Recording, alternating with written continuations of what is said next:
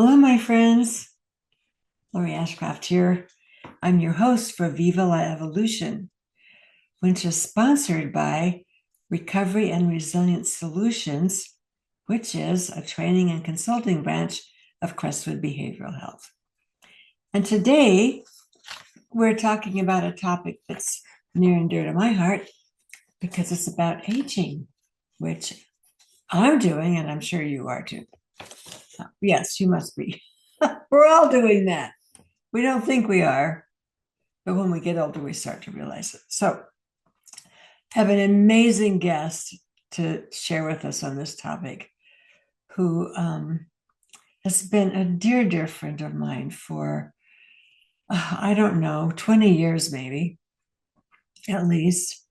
And Dori Hutchinson.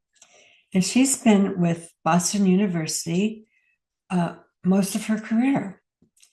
And she's going to tell you about the heritage and values of the program they have that was started by Bill Anthony I think in the mid 70s. And because of Bill's amazing energy and commitment and the wonderful people he gathered around him, it continues to be a very vital and amazing place. So, gonna hear about that. And Dori's she's done all kinds of things over the years, but today she's going to focus on aging and a new grant they have on aging. And she'll tell us some things that I had no idea happen to the aging community. So I think this is going to be, I know this is going to be very good, and you're going to love it. So I'm just going to give you a quick look at the learning objectives. You'll see a lot more of this if you take the class for continuing education credit. So one of them has to do with the heritage and values of Boston University. Then she's going to cover the recovery process in older adults and challenges faced by older adults. And then innovative approaches such as recovery education. That's what Dori and I have in common, as we both did that. That's how we met. Then health and hopeful living and photo voice. These are some of the key approaches that they use. And then recovery-oriented practices to support the recovery process in older adults. So, yeah, that's probably enough. I think I wanted to make this a little more personal by sharing just quickly, some of my experience of what it's like to get older. It's so gradual that it kind of creeps up on you. And older people don't tell you what it's like unless they do it in kind of a complaining way, like, oh, this hurts, oh, that hurts, oh, my kidneys, oh, my lungs, that kind of thing. That's not the most important part about the aging process. Dori will get into this. She helps us focus on what's good about getting older. There actually are some good things. And if we stay focused on the more positive things, we balance out the things that don't work as well as they used to. And for me, it's been gradual. I noticed that I don't have that I forget words. The body begins to show wear and tear. There's a lot of things you can do to keep that from being terrible.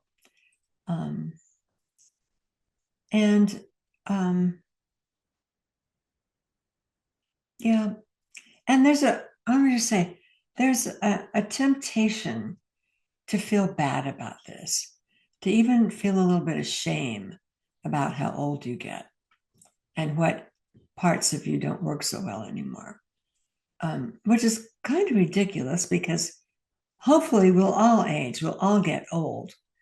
We won't die before then. And it's going to happen to all of us. And so, why don't we just move through it in a positive state of mind, maybe, and maybe with a sense of humor, and just flow with it. That's what I'm trying to do. It's challenging sometimes because I have some fairly serious health issues that I'm always trying to dodge. Yeah. Okay, that's enough about me. I just thought it might help to kind of bring it to a level of, I guess, a personal level. Okay, so here we go. We're going to watch Dori now. You are going to love this. And okay, here we go. Hey, my friends. Well, as promised, here we are with Dori Hutchinson, Dr. Dori Hutchinson from Boston University, and who's done some amazing work, which I've already told you a little bit about. And Dori, we're just so pleased that you could find the time to join us today. Can't wait to catch up with you. I know you're doing some really fun stuff, interesting and profound work right now. So, I'd like to start with just talking a little bit about the center, because I'm not sure everybody knows the amazing history of what went into creating the center and some of the amazing work you folks have done. Can you just give us a little overview? Yes, and thank you for having me. I'm delighted to be here and would always make time because this is important to me. Okay. So, the Centers is a research, training, and service organization that's been uh, operating since 1979. I'm very proud to say that it was the first of its kind in the United States and was started by my dear mentor and friend, and yours as well, Bill Anthony, who, was just an amazing human being, a man who led by his heart, who had an amazing uh, sort of perspective and vision of how things could be better for people who are living with mental health conditions, and he made it come to life. And he did that through the center. He applied for a federal grant in 1979, looking at the role of psychiatric rehabilitation and helping people who are living in the communities, recently deinstitutionalized, to help people really begin to be full members of their communities and whatever that meant. Mhm. And then every 5 years since then, the center has successfully competed for these grants that are we're currently under the National Institute of Disability Independent Living Rehabilitation Research. Mhm. And these grants focus on a topic, and they're topics of psychiatric rehabilitation, which is empowering people with skills and support so they can live, learn, and work and love in their communities in the ways that they wish. And then we've had grants on employment. How do we help people go back to work in meaningful roles so they can work with a sense of purpose and meaning, move beyond the poverty level, work in valued employment roles as well, and address all the barriers to employment that are structural in our society and in our communities. And then we've also researched recovery. And what does that mean to the people who are living with mental health conditions? And what does recovery mean to them? And how does psych rehab help or hinder recovery? Mhm. And more recently, we've looked at stigma and prejudice and discrimination and how those experiences impact people's recovery and rehabilitation. Mhm. And very recently, we have entered into this world of aging, and how Mhm. do we age well in recovery, Yeah, which is a brand new topic. let's take a And deeper so dive on that one. Yes, yeah. I mean, it's Yeah. it's all really meaningful work, and it's so interesting because I've been at the center since 1984 to see how the world and the system has changed, Mhm. and how the research has kind of moved along, and how some things have really changed and some things have not changed, you know? even over 41 years. You know, You know, and I hear, I remember when I first found out about you, I had created a little recovery center in Phoenix, Arizona. And I was telling Leroy Spaniel at a conference, he's, well, Dory's doing the same thing. And then you and I met, and it was like a Clairol commercial. yes, it was. I know, finally finding a like-minded soul, right? Yes. Yeah. I think that's one of the things that's really amazing about our center is that we have done research, training, and services always Uh-huh. together. Yes. So we aren't an academic high tower sitting, in academia, Mhm. just teaching and preaching and researching. We're actually trying it out in real life on the ground with people who need services. Your own Um, laboratory. in And our own the other laboratory. thing you do that I love is you hire the people who've been through the treatment process to Yep, work since alongside of you. 1987. Yeah, we've been hiring people who've gone through our programs to be our staff. Yeah. So I feel like we ask the right questions Mm-hmm. as a result, and we constantly are looking at what we're doing that's either helping or hindering because we are the evidence, right? A lot of Yes. most Yeah. people at the center have had some sort of experiences in the system of Mm. care, Mm. and feel I very love that. strongly about making it better. Yeah. Yeah. Mm. And the wellness piece is something I've always felt very strongly about, that it's something we have power over individually, and how do we help people have power over their own health? And that's something that often gets taken away right away when people Mhm. get sucked into the mental health system. Mhm. So when we met, we had just started a recovery education program Yes. for adults in Boston, and that still continues to this day. Uh, uh, And we and have that about was like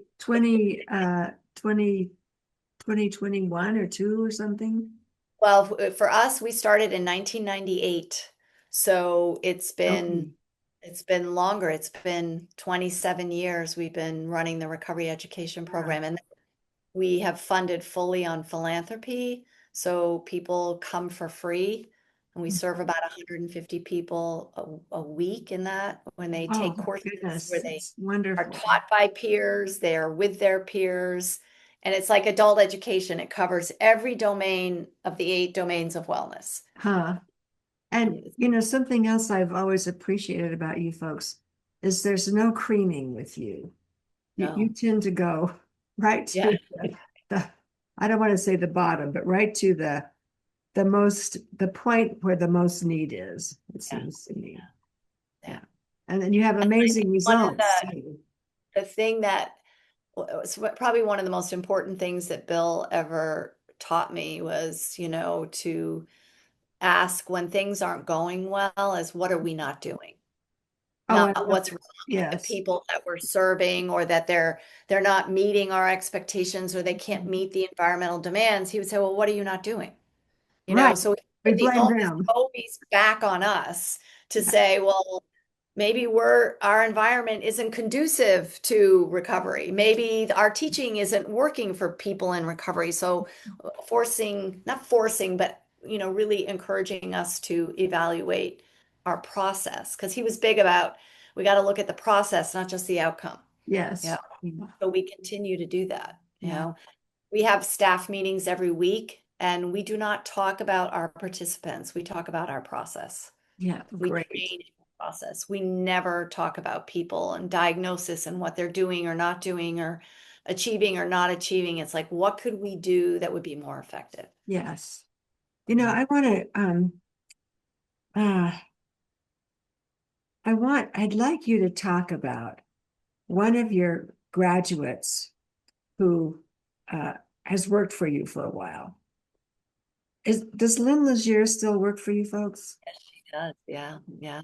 I love So her story about, can we tell her story? I think she'd probably be okay with me telling her story. I Yeah. do too. I'll So get her permission once we do it. yeah, Lynn had been in treatment in Boston, and came to the center. Oh, Uh, back up a little more. She'd been going to day treatment. She'd been going to day treatment, yes. Yeah. And right down the street, actually, from our center, there is a woman's program that she had been going to. Yeah. And she, And giving them a very hard time, as I recall. yes, and also she had become a real strong self-advocate and she knew a lot about Social Security. And we heard about her and we invited her to come in and talk about her experiences with Social Security because, we are trying to help people go back to work. They don't want to go back to work because they don't, you go to a Social Security office, it's so difficult. It makes you scared. You're going to lose your Mhm. benefits. Yeah. So she came in and did this whole like workshop and she called it Surviving Social Security. Huh. And we ended up being so blown away at one, her knowledge and her expertise, but also her ability to connect with people that we hired her to teach this course in our a recovery education program. And then she went on to get her graduate degree in psych rehab, and then the center hired her.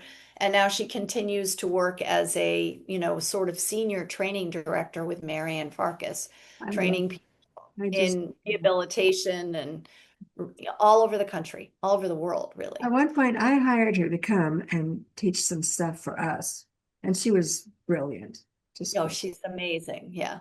She's amazing. And she recently just did one of our projects from our research, one of our research grants on employment was around coaching. We've been doing a lot of coaching in our Mhm, research, mhm, looking at this of working with people elbow to elbow, kind of mhm, mhm, help them stay at work, help them stay in college, help them be in a family more effectively. So we do mhm, parent coaching, we do employment coaching, and we're doing college mental health coaching.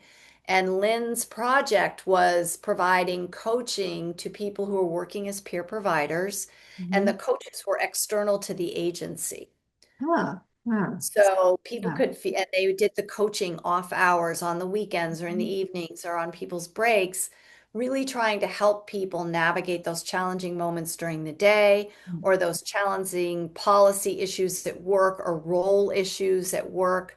As we know, peer providers often are hired for one thing and then are asked to do other things mhm, without, being given, equity and pay and mhm, uh, so Lynn did this coaching project and really the qualitative data was amazing, that people really felt supported and empowered and it mhm. allowed them to continue to kind of navigate those work challenges. It makes sense, doesn't it? But it's good Yeah. to validate it. Yeah. She wrote a paper.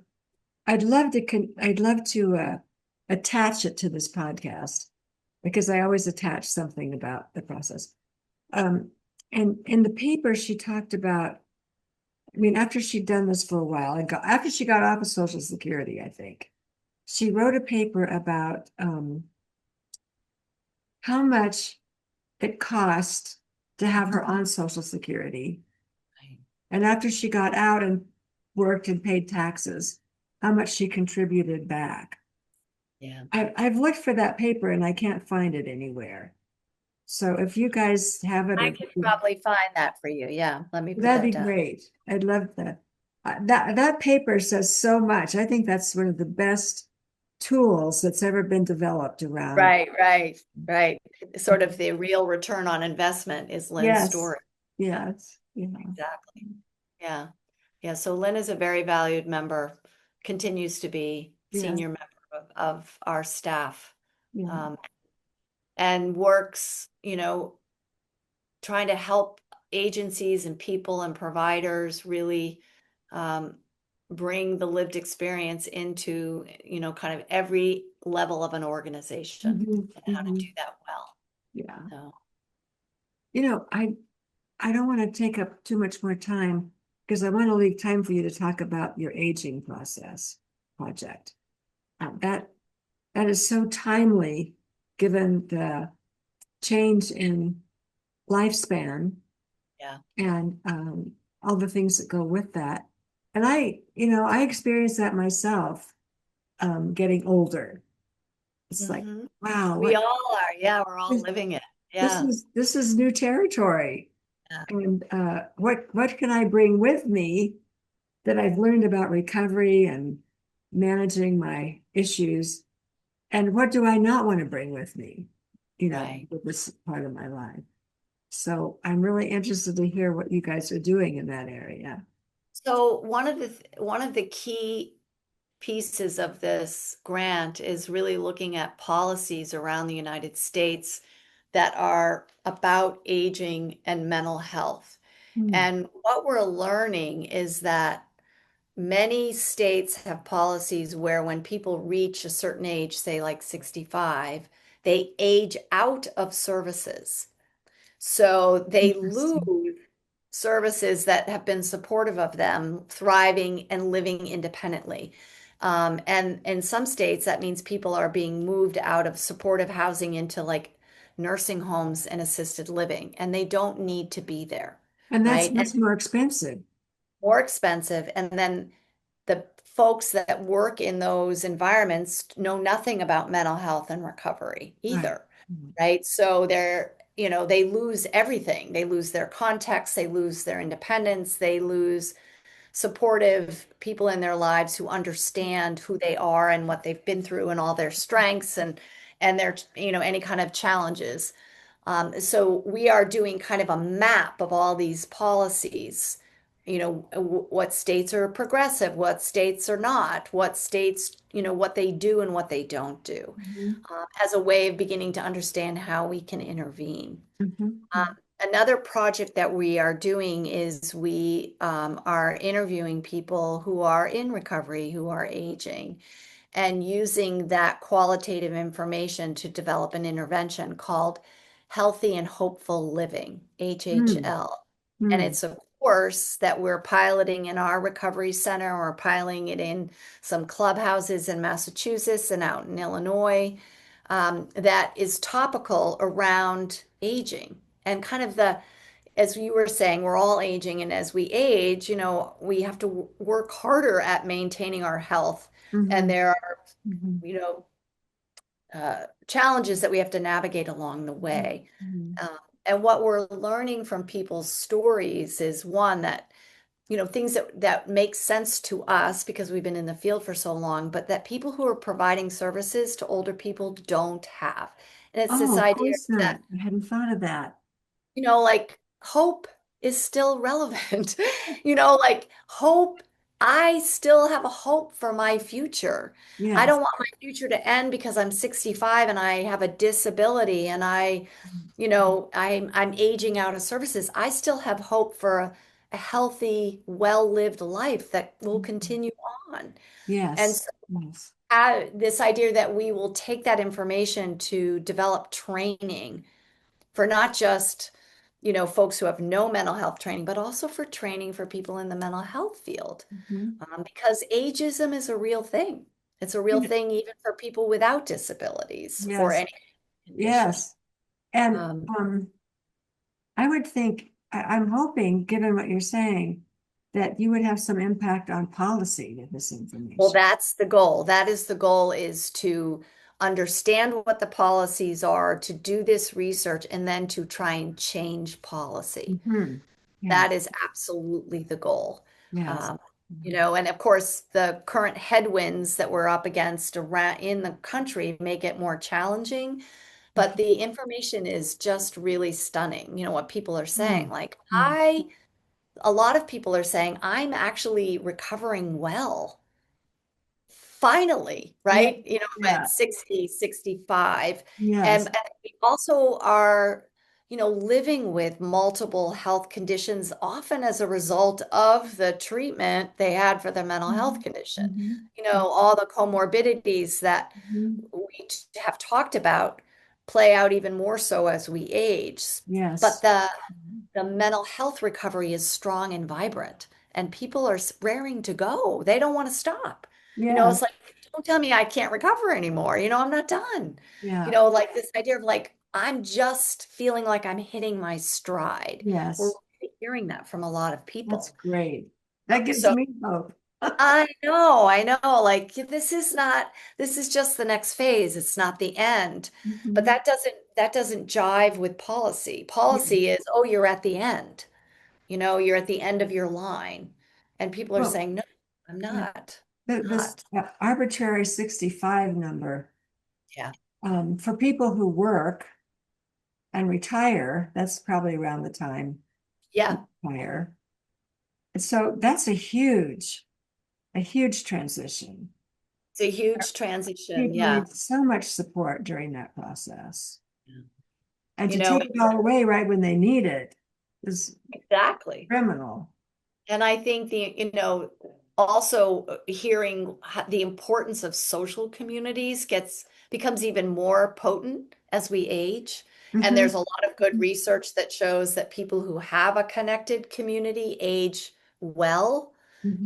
with a better quality of life. Hmm. Aging in isolation is not good for our health. Right. Uh, we're Any hearing at that any age. yeah, we're hearing that from the folks that are participating in this Oh, class. uh, Friendships and connections, and still having a sense of purpose and meaning. mhm. That's really, That's really, key, isn't it? really I key. And can it does still contribute something. still contribute, Yeah. and I want to, and people want to contribute, you Yes. know. Mm. Um, and so how do we take all of this information and we turn it into, workforce training? Mhm. Uh, Not just Mhm. for the mental health workforce, but for people in hospitals and, Mhm. Mhm. assisted living communities and senior centers where people are going to go to find community. And I think you could, I don't really know because I'm not, haven't studied this, but just intuitively, I would think that what you're doing, you could make a strong case for uh, it being more economical and less expensive to Yeah. continue supporting people's recovery after the age of 65. Absolutely. Absolutely. Yes, And I think, and how do we help people who might be there now who could actually move out, yes, yes. move Mm. out. So, I Very mean, interesting. it's really, you hear about how kids with any kind of learning challenge or uh, developmental challenge, they age out of services at Mhm. 22. And Yeah. that's always a rough transition. And I guess I never knew until we got this grant that Mm. adults are aging out of their, mental health services in their states. I didn't know that until you told me. It's just wild, you know? And Yeah. it's Wow. like, and maybe it's because, years ago people passed from this life earlier. Mhm. And certainly, you can say it's also discrimination and Mhm. prejudice towards people with Mhm. disabilities that, Mhm. we think, well, they should be done at 65. Um, Well, and I would think if they didn't have any disabilities and turned 65 and lost whatever, lost their place of employment where they can contribute, lost benefits that they might have had. I know when I turned 65, I was no longer eligible. I had to go on Medicare, yeah, yeah, yeah. which cost me a lot of money. I know it's not cheap. I just turned 65 and since I'm still working, I can be on Medicare, but I can take my BU insurance, which is cheaper than me being on Medicare. Yes, Yeah. significantly cheaper for me. Yeah. Yeah. So So, yeah, there's so much we don't know, and so that's what is really meaningful about this grant and the research, that we're really learning a lot, and we have an opportunity to really try and shift policy, and I think not only helping folks who have always lived with mental health conditions, but we certainly know as people age, they develop them too. yes, I was going to say I would develop one if I didn't have one. Exactly. Like it's aging is not for the faint of heart. That statement is quite true. Yes. And particularly if people are isolated and alone, it can be really hard. Mhm. Yeah. So learning about, what interventions bring people together, builds these social emotional communities where Mhm. people feel a sense of connection and Mhm. purpose. Um, In Really. your explorations, have you found any innovative, really magnificent things people are doing?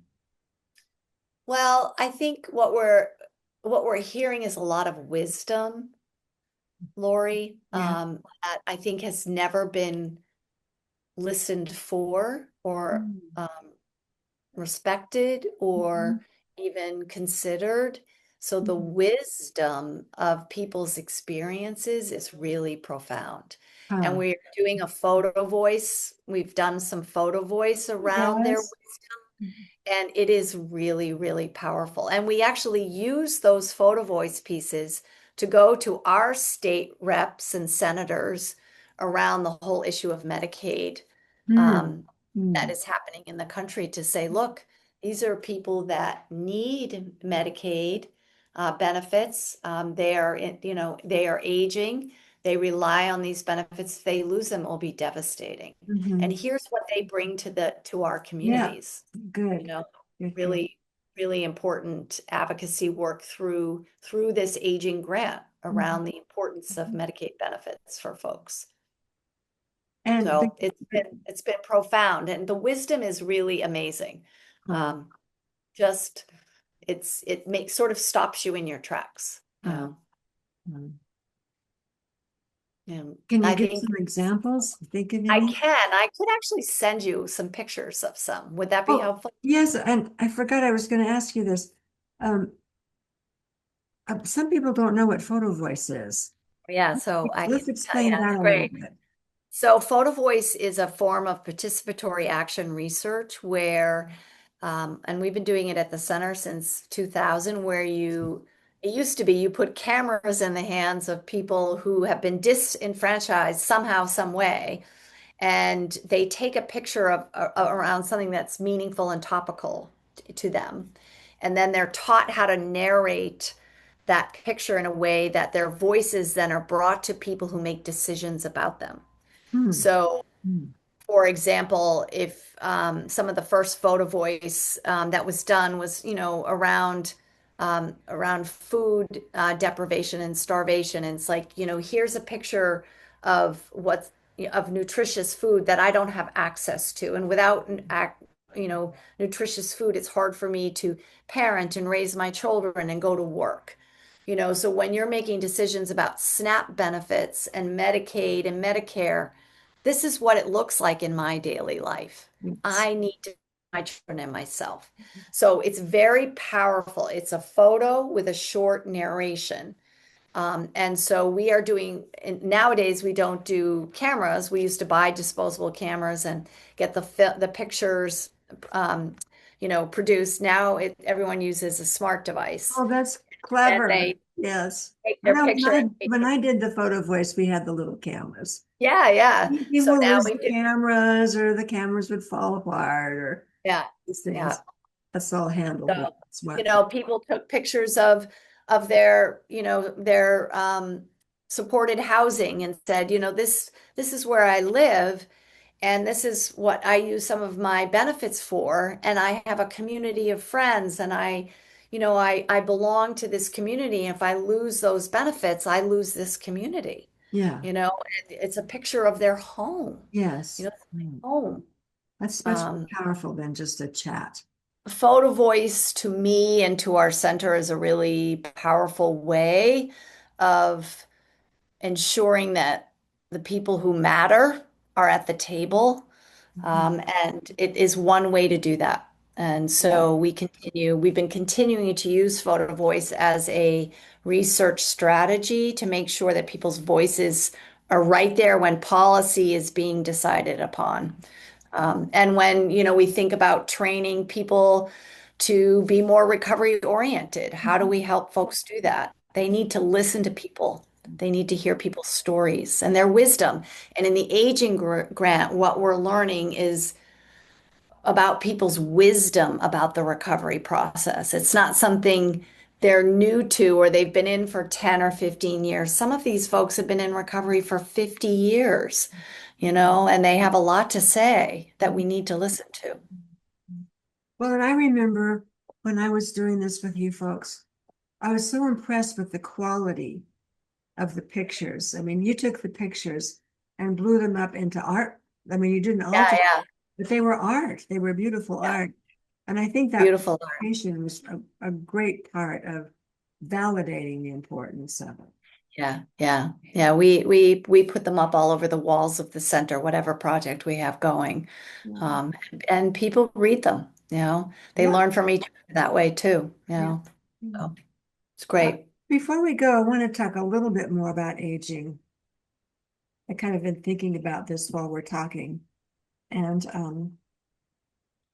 I just want to talk a little bit about what it's been like for me to age. Uh, and maybe you want to do that too, because no one really told me some of this stuff. Mhm.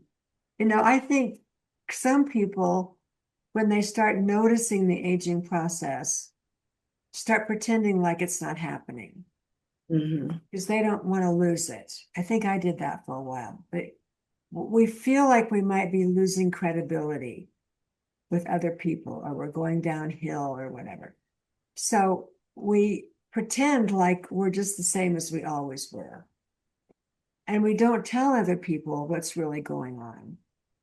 Yeah. I mean, I know I did that for a while. I probably still do that a little bit. There Uh, is there is that, I mean, what I hear you saying, is that you begin to feel invisible a little bit, or less impactful, or even you feel worried about what changes that might be happening internally to your systems, and mhm, mhm. all of that together um, makes you feel less relevant, and so you can pretend oh, this isn't really happening to me. I'm, Yes, just yes. going to plow right through this aging process. Or you secretly know it, but Yeah. you want to keep it a secret. Yeah. You don't want anybody to know that your knees hurt or that you sleep 9 hours now, or Well, because this is what we hear, because aging is seen as a weakness, not as a strength. And yes, if you come at it from rehabilitation, and that's why I think what we're learning is like, look at all the wisdom. That's a strength that people yes, bring yes, yeah, about this process of aging, and the course that we're developing where people can learn how to articulate what's going on in a way that, is presented. This is something I'm learning about myself, and I want to manage it, live with it, navigate it in a way that is right for me. mhm, mhm. And it's not sort of predetermined by what other people say about the aging process. Yes, Really, you yes. Yeah. know? I think there's other aspects to it too, besides feeling like if I act old, people won't want to talk to me anymore. Or it's that, like you called it, it's the invisible thing, which Yeah. is part of the whole thing. But if we could figure out how to go through this process of losing some of our, uh, I'm going to call it characteristics, some of our what we know to do. It's let it be okay Yeah. Yeah. to have your knees ache or not be able to walk as far, or Right. for some people to use a cane. So let that be okay and not feel like it diminishes us in any way. Exactly. And I think that's the key word, Lori, that it doesn't diminish us, right? It's different. And Yes, I mean, if I think about recovery, it's about loss and growth, right? And if you apply that to aging, all right, maybe I can't run up the stairs anymore, but I've figured out a new way to get up the stairs that gets me upstairs anyways, yes, yes, whether yeah, with a cane or a little chair up the stairs, I'm yeah, still up there. Yeah. yes, yeah. Which takes some resourcefulness. And adaptability, right? Yes, I yes, think that's where community is really important, because I think as we get older that sometimes fear becomes more present. And when you have community, at least you can talk about that and yes, bounce it off of other people. But if you're yes. alone, that fear can overwhelm, you know? Mhm. Yes, Uh, the fear really can overwhelm. And Yeah. then there's another piece to this too that I keep losing. Just a second, maybe we'll come back. No, not coming back.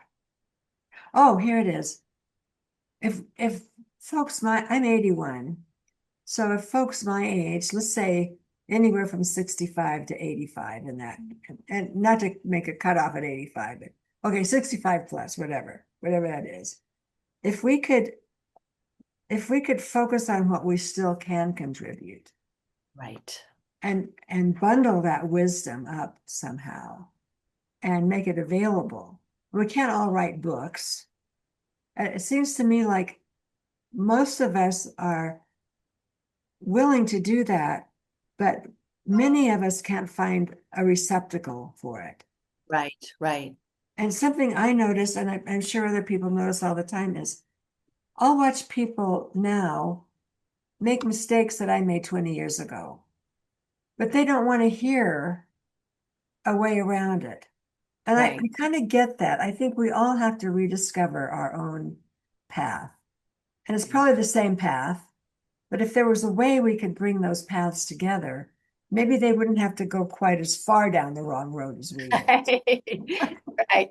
I mean, that's the thing about aging. It's like there's this idea that somehow we stop as humans when we reach that age, right? Yes, yes. We don't, right? And that wisdom, and that's exactly what our grant on a big scale is trying to do, is to capture that wisdom Huh. from research through quantitative and qualitative research and policy analysis to say, here's what aging looks like now, here's what it could look like. Yes. And here's how it could Yes. be, here's how it could be vibrant and Mm-hmm. not stagnant. Mm-hmm. Right? And if we listen to what people are saying about what they need and want, because aging is developmental, it doesn't Yes. stop. We Yes. develop, continue to develop until the day we don't. Mm-hmm. Mm-hmm. You Well, and I'm finding there's a lot we can do. Your grant probably gets into this. Uh, I've been reading a couple authors whose name this is the aging thing. I can't remember his name right now. But, know? it's like exercise, eat halfway decently, keep the Yeah. stress level down, try to avoid toxics. I think there's eight. Those are just four that I can come up with off the top of my head. But if And everybody, have a circle of people. yep, that's one of them. Like Yeah, that's so important, yeah, yeah. that you have, and I think a sense of purpose and meaning. Oh, What does that look absolutely. like? That's so key. What does that look like? It might not, it definitely changes for people. Mhm. And I think that's the other thing that as a society we tend to do with older people. We think, oh, that doesn't matter anymore because you're retired. But for people in recovery, I have staff on my staff who are in their late 60s, early 70s, who are just starting their careers. Huh, right. Because they weren't allowed to work or they were told they couldn't work, and now they finally find their footing and they want to contribute and they have so much to contribute. They're just starting. They don't want Yes, to hear that, oh, you're done. Yeah, right. No, it's like, I know this stuff. I can help. Yeah, exactly. yeah, Exactly. There's a lot to be said for it, a lot to be learned. I think that's what's exciting about it. yeah, yeah. I'm so glad of all the people to study this. I'm so glad it's you guys. No, thank Because you're set up to do such a marvelous job of this. And you have such a great background and accumulation of wisdom and knowledge already about recovery. So you're the you. perfect. This is the perfect next step, right? Yes. Um, we're walking alongside folks, and it's so interesting in my recovery center, if I can circle back to that. So when I first started that recovery education center in 1998, and we did some research on it, who's coming, what are they learning, what skills, what do they want to learn? The average age was 43. Hmm. That was in 1998. And Hmm. now 70% of our participants are over 60. Well, yeah, that would be the case, wouldn't it? Yeah. Yeah. Yeah. And our oldest participant is 82. Hmm. And they don't want to go to a senior center because the senior center doesn't get recovery. No, Um, it's and it's they have peers here, and we're talking about thriving. We're not talking about retiring. We're talking yeah, about thriving. yeah, I love it. I love it. Well, Yeah. I'm gonna check in with you again in a few months and see what's what's evolving, because I just love that you're doing this. Oh, thanks, Lori. It's so great to spend time with you. Oh, you too. You too. Thanks for your time. Oh, anytime, anytime. Okay, good. Anytime I mean it, I come back. All right. Okay. I'd And love to. I love talking about Bill and Leroy, some of my most Oh, favorite people in the yeah. world. Yeah.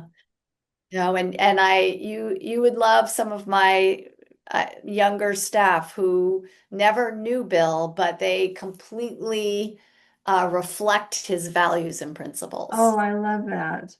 I feel every time I listen to them talk, I always say, "Oh, Bill would be so proud," because it continues on the Yes, yes, generations.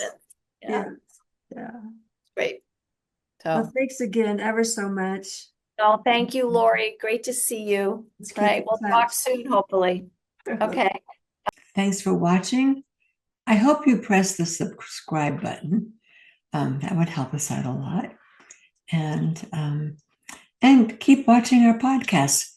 We try to cover, there's two things we try to cover. One are amazing stories of recovery from people. The other are some researchers, some advocates, and partly I just want to introduce you to people that you might not ever have the pleasure of meeting. And this is where you can do that. So thanks for watching. Hope to see you again, and sending you lots of love. Okay.